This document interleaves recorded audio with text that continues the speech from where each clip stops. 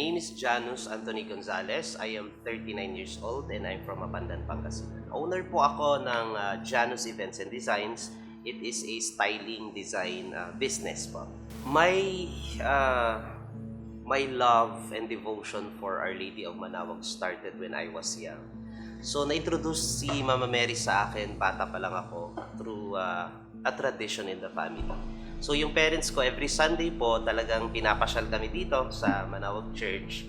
And it's been a practice po sa family namin na right after na magsimba kami, then kakain kami sa labas. As the years progresses, talagang we felt the love of the church. Ako mismo, up until I grew up talaga, nadala ko siya. That until up to this day, talagang ako solid devoted talaga ako ni Mama Mary. It's a very deep connection sa akin kay Mama Mary kasi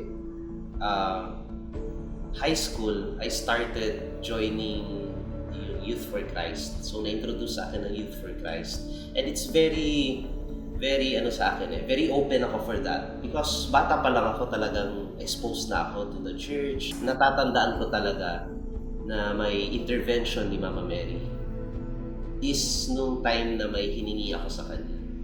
Sometimes kasi sa pagiging religious ko, napaka cool ko nang kausap si Mama Mary. Talaga kausap ko siya na, Ina, tama na yun niya ay, or in Tagalog, Ina, bigyan mo ako ng ganito. Parang sometimes I challenge her, not to the point naman na talaga, sige nga, bigyan mo ako, hindi naman gano'n. Pero I challenge her like, bigyan mo ako ng ganito kasi, alam mo na, para maging maayos because I wanted to help a lot of people. And ang pinakamalaking decision or yung miracle na ginawa niya sa akin is to become a known event stylist. So, that time na nagkaroon ako ng mga clients na artista, si Mama Mary yan. The first time I had my car, Mama Mary yan. The first time I had yung laptop ko na MacBook, pangarap ko yan noon. Dinadasal ko dito. Kaya sabi ko, aside from myself believing sa law of attraction, the positivity, kasi ini-imbibe ko rin siya yung law of attraction. Pero sa akin, for me talaga, kulang yung concept of law of attraction. Kailangan pa rin natin ng intervention ng someone from above or a spiritual intervention, sabi nga nila.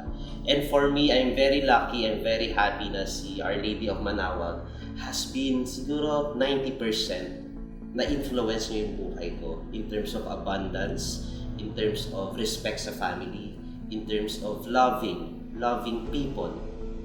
One last siguro story ko na talagang very ironic kasi very cool lang ang relationship ko kay Our Lady of Manaoag. If I ask, Ina, o di bang ano ganito, pwedeng ganyan, mga ganun, mga nilalambing, parang nanay mo lang, pag nilalambing mo pag gusto mong humingi, ganun. And then one time, sobrang dami kong hinihingi na nakaluhod ako sa harap ng altar.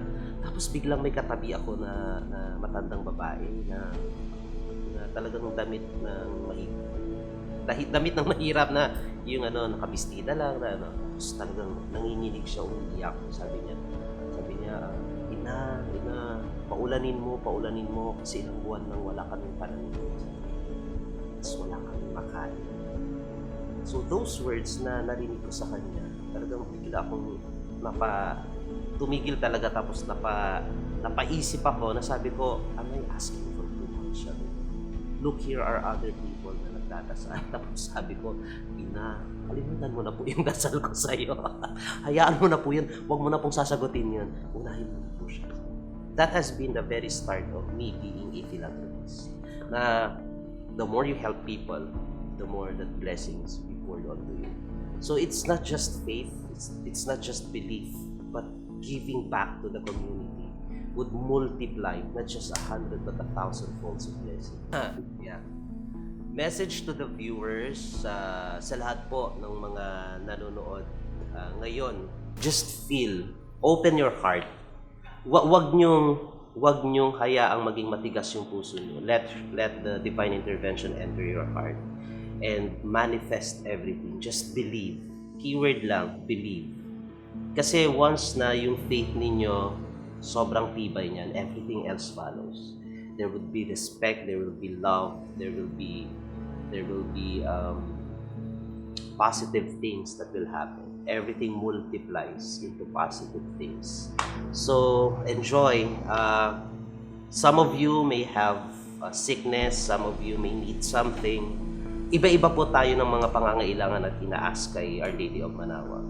But one thing is for sure, if the faith is there and the belief is there, lahat po ng pinagdarasal natin, promise na kakatotoo yan. Kaya, amen. Amen po.